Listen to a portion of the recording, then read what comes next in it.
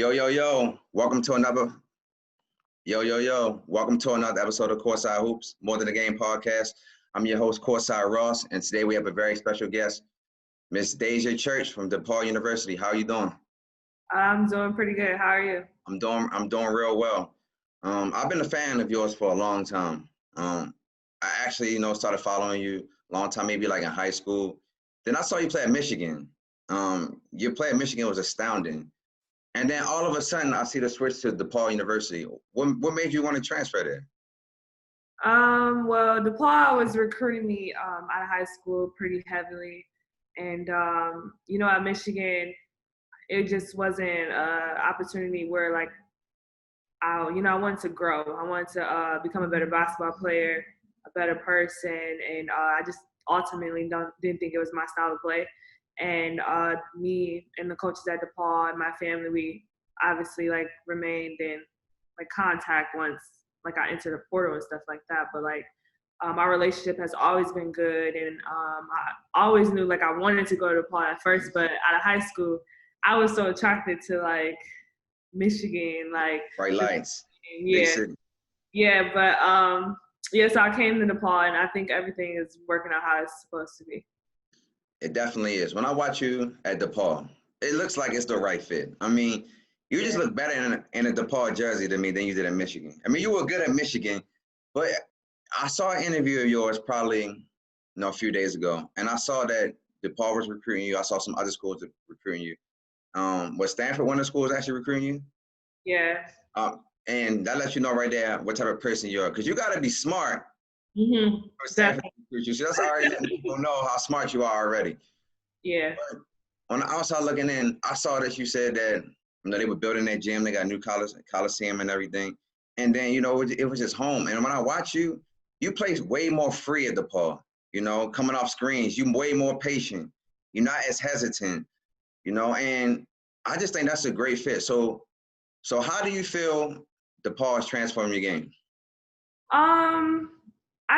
I mean, even last year, I had an okay season, but it wasn't like one of like my best or like best games that like I played throughout the season. I was just kind of getting used to things. But even still, with that, like being said, I think my coach, he gives me the confidence and like he says, the green light in America. He let me shoot. Like he let me do what I do. I think even at practice, like it's so competitive here, just like the type of teammates I have and like the environment that I'm in. I think like every day at practice since the beginning of the season towards the end of the season, our coach focused on development, and he doesn't, once the season starts, he doesn't like change his style of like coaching. And I think that has paid off like tremendously just as far as my game. I'm always getting better. But overall, I just think it's my coach. Like he's my biggest fan. I'm his biggest fan. So it's the perfect fit. Yeah. So you're from Michigan, right? Yeah, I'm from Michigan. You from Detroit? Yeah, well, Southfield. So okay, all right. Yeah, that's what's up. All right, so how was that transition for your parents? Are they still making a trip to Chicago now to come see you? Oh yeah, they're definitely making a trip. Well, what a lot of people don't know is in high school, I actually didn't want to stay home. Like, okay, I was definitely like, Michigan was started recruiting me like in the 8th grade, and like off rip, I was telling them like I didn't want to stay home, but I ended up staying home, which is so weird to me. But once I transferred, it was still like the same. It was normal. Like my parents, so in the Big East, we play on Friday and Sunday. So like every weekend, if we have like a home game, my parents, they come out for the weekend, which is good. And the trip is only like 4.5 hours from my house. So if they don't drive, they can take like the train, and it's like they'll get here in the same amount of time. Okay, well, that's what's up then. So I noticed when I watch you play, the best attribute that you display to me is your transition, like the offensive transition. Yeah. You are a pest in the open floor. You got blazing speed. I think that's where you excel at. What I was a little worried about was the 26%, from three. I know you're a way better shooter than that. I'm not big on stats. Well, I am big on stats, but not when I know somebody that shoots 81% from the free throw line, or it could be a little higher. I'm sorry if I said it wrong. But that shows right there that you can shoot the basketball better. And I just feel like, to me, I'm being honest with you. You one of the best college basketball players. And to me, the numbers don't actually show that. You know, averaging maybe close to 11.5 rebounds. You're on a complete team. So if you played another team that lets you get your numbers and do more, I felt like you can be in a 16, 17 points a game, 8 rebounds, 5 assists. But sometimes it's the predicament that you're in, you know, that doesn't necessarily inhibit, but you're surrounded by more talent. So with that being said, what have you been working on this summer? So this summer, we've been in the gym the whole summer. Quarantine really hasn't stopped anything. A lot of what I've been working on is getting my shot quicker. Getting up a lot of shots every day just to build my confidence. A lot of mid-range we've been working on. Working on tighter handles, staying low with the ball, working on moves with the ball. A lot of step backs in my game now. Honestly, like I was just telling my friend the other day, I really just feel like a whole different player. I mean, I've gotten better, like basketball-wise, but mentally, I think like I'm just like a whole different player, and a lot has to do with like my confidence. Last year, I was coming in a new team. I didn't redshirt, so I was thrown right into everything. And I think this year it just comes with like more experience, confidence, and yeah, it's gonna be something this year. You did real well last year, though. I mean, didn't y'all win a championship too? Yeah, we won the regular season and the tournament. Yeah. So yeah, and that's a tough conference. Yeah. So I just want to say I'm proud of you. You know, first of all, I love, you know, to see the ladies out here representing. And with me being one of the owners of course, I hope we do mostly NBA stuff. And you're actually the first female that we have on the show. So what? Yeah, I'm honored. So big ups to you on that, and I appreciate you. No, we're honored because you could have been like, no, I don't want to do it. Yeah. Okay, so I want to say we definitely appreciate that. So I'm a trainer as well, and the biggest component I see people struggle with is footwork. You know, I'll get a top player in the country, and I'll take them through some of my workouts, and I'm like, bro, you're not as good as I really thought you were. But they're still very skilled. I'm not saying they're not good, but the footwork. So with me being a trainer, I say that skill, footwork is the worst thing. What about you? What do you think that these kids nowadays need to work on most? Like, what would be your recommendation to the kids trying to follow in your footsteps? Something like little, like, you know, our coach, when we in the gym, it's like the little things. So like when we're dribbling, you doing your ball handle, you know, you see kids everywhere doing all these crazy moves in the gym, or they doing like whole bunch of cone drills, but they always miss the little pieces, just keeping your head up when you're dribbling. Like when you working in the gym or doing everything, just keeping your eyes on the basket, you just become a whole another player. You can see the whole floor.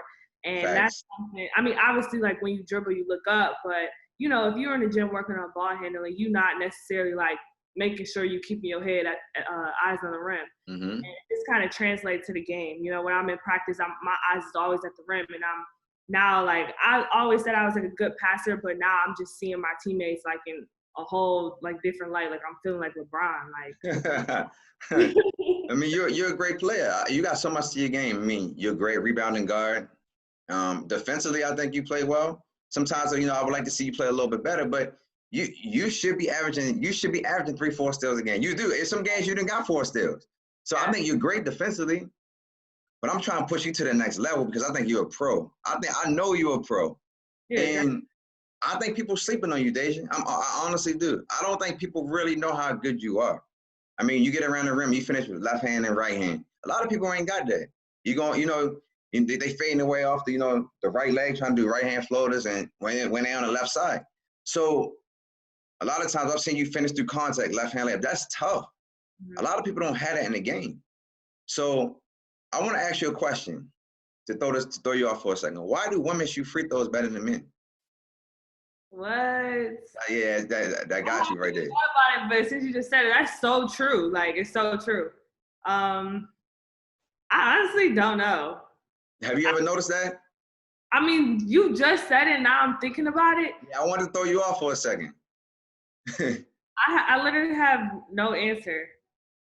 Do you think that you focus more on that in practice, or you think that your coaches just focus a little bit more on that? And no, honestly, I mean, because women shoot. Look, I mean, for instance, last night in the game, the Lakers missed 4 free throws on the stretch. Yeah. just using that as an example. But women somehow, I love the way y'all play. Y'all would just play with way more skill and more IQ at times, and you don't rely more on your athleticism. So I think that's part of the reason. But I don't know. Maybe it's the guy's muscles and everything. But I'm trying to think that too. Like maybe it's the muscles, but yeah. I mean, all I can say is like from like when I first started playing basketball, like just being a girl, we kind of even like we in like pickup game. You play a pickup game with a guy, like instantly, like your role is like the shooter, like right. Especially if you playing with like some dogs, like some real like college hoopers. Like you catch the rock and you gotta shoot. So we always just focusing on our shot because that's something we can like lean on, rely on. I don't know. Free throws is like second nature to me. It's almost like a layup. Like when I miss them shots, I'm like so confused. Like, man, what you doing? Right. So who would you say that you look up to? Your favorite player, male or female? So one of my favorite players is Skylar Diggins, of course. Okay, left-handed. I'm left-handed too. Okay, shout out to the left-handers. She's a great point guard, just a great leader. A few years ago, I had the opportunity to sit in on one of the practices because one of my old coaches, Stacy Lovelace, she was the assistant coach at the Tulsa shop where Skylar was there for a few years, and I went out there for a minute and just was around the team for a whole week, and just seeing her play outside, behind closed doors, it was kind of eye-opening. You know, she worked so hard, and it was just, I seen that at a young age, so I just fell in love with her. But the GOAT, my greatest of all time, is Diana Taurasi. She's got so much swag. Oh yeah, she's a monster, absolutely. Yeah. I wasn't expecting you to say that though. Yeah, it's the whole swag portion with her. It's she's a beast, man. Her size and the stuff that she can do. I thought you were gonna say Maya Moore or somebody. I mean, I respect all of these women. Absolutely. I've never been a Maya Moore fan. I always respect her game, but I got you. Yeah, Diana Taurasi is a monster. I mean, just watching her, and she get her shot off quick. We were just talking about getting the shot. Yeah, she come out on screens and she be ready to pop that thing. Yeah, so it's just, I got a lot of respect for her. On the men's side, I saw that you like Dame a little bit. You've been talking about Dame a lot lately. Are you a Dame fan? Yeah, not really. I wouldn't say I'm a Dame fan. I've been on Dame for 2 years probably because one of my really close friends is the biggest Dame fan ever. So I've been on him for 2 years, but all time LeBron. I'm from Ohio, and I'm a ride or die. Whatever team he's on, that's my favorite team that season.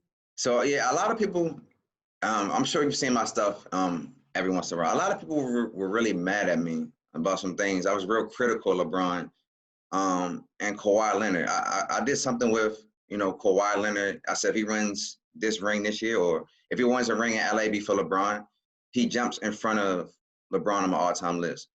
People were livid and all of that stuff. Now you got Jay Williams coming out saying he would be one of the GOATs. Now you got Vince Carter saying that if he wins another ring, that he would be on Kawhi's level. And I feel like I set the precedent for that. And now I put that on social media yesterday, and people were like, "Oh, dang, I didn't even really realize that." So I have a lot of respect for LeBron. LeBron might be one of the greatest of all time. But what do you feel like you take from LeBron's game? I say it all the time, him just being an all-around player. I feel like I can model my game off that because I can score all 3 levels. I can pass the ball, I can rebound, I can defend, and it's pretty much there's nothing LeBron can't do. He's very explosive. I'm explosive as well. I mean, yes, you are a female LeBron, but the comparison is right there. No, you're a monster. I mean, like I said, I'm gonna give you a perfect example. Donovan Mitchell. Yeah. At Louisville, if you look at his numbers at Louisville, you're not going to see the transformation to the league, but it's the system he's in. Sometimes players are NBA players in college.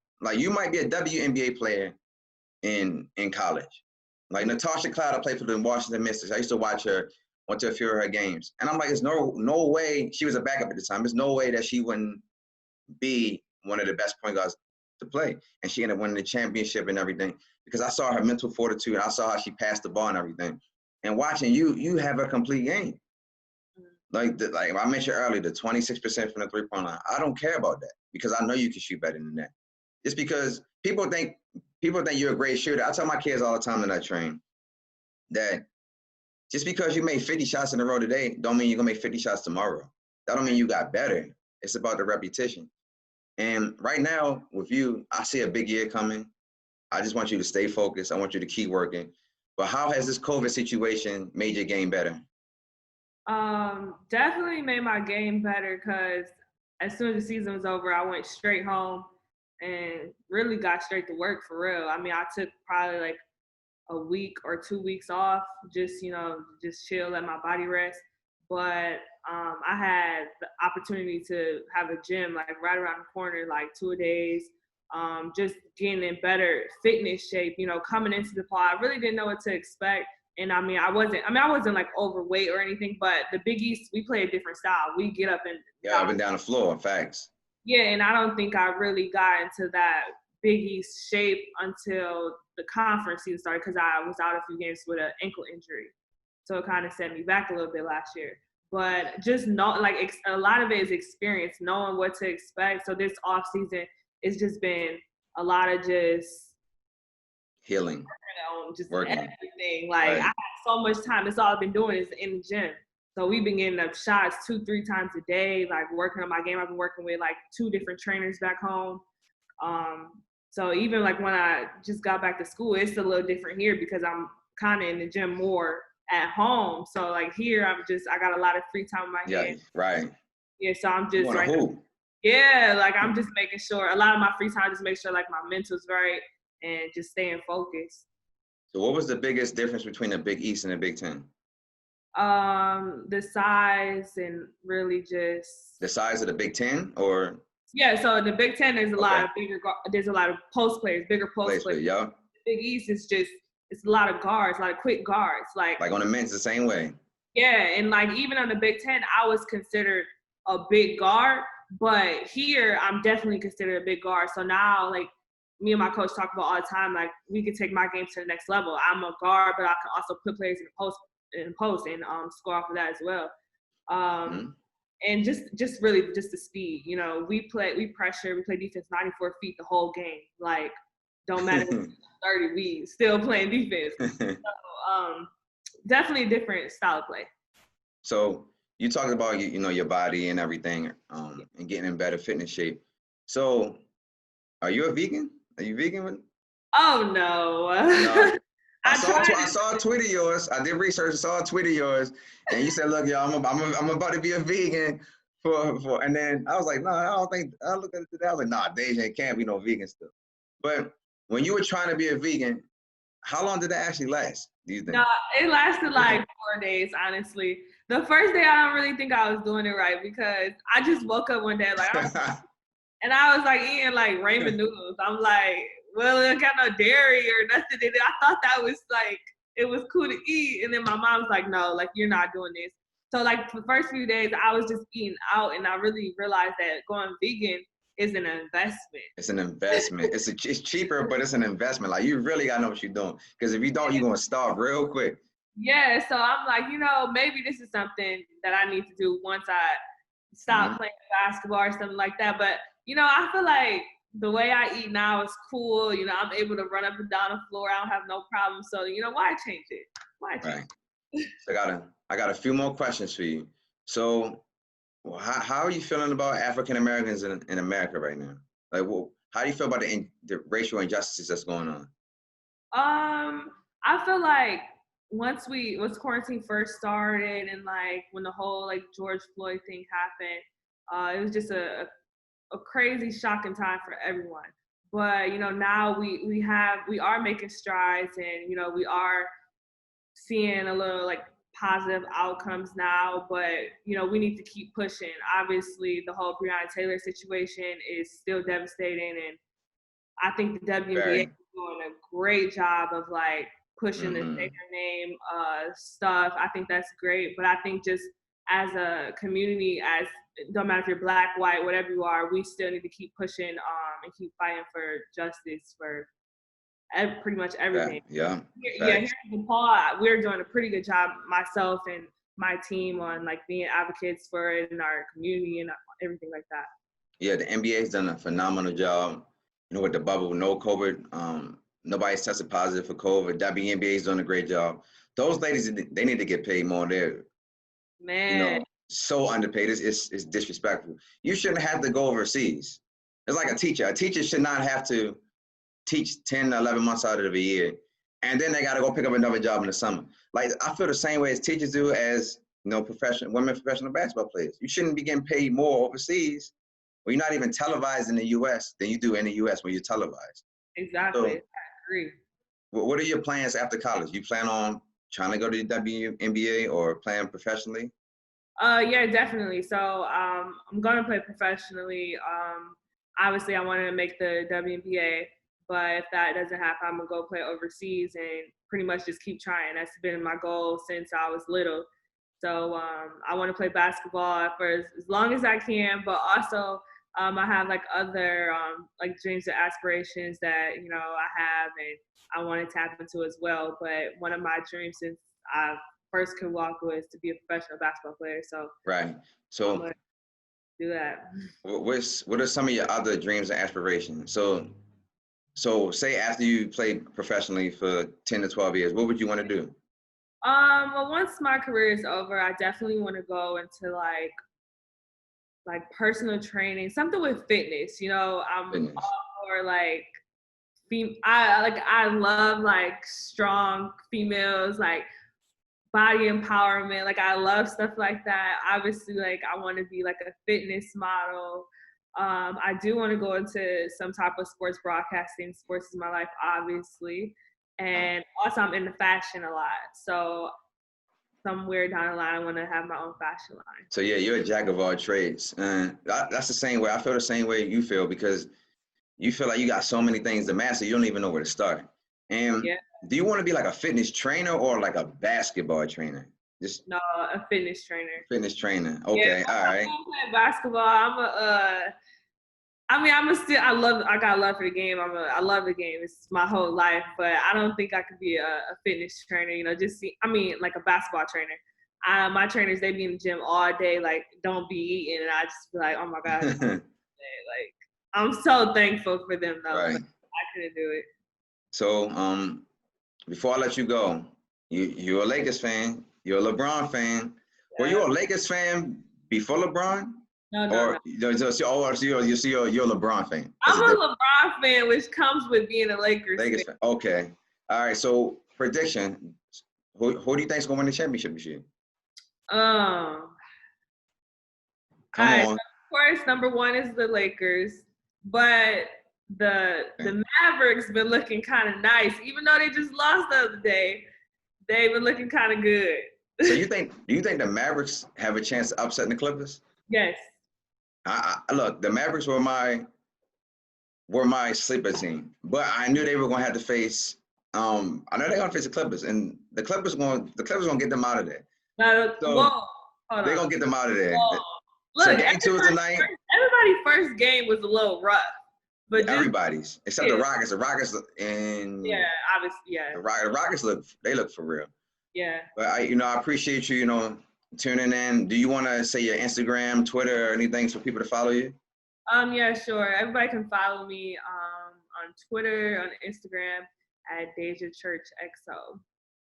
All right, well, we're gonna wrap this up. Here's another episode of More Than a Game podcast. I'm Courtside Ross. Peace.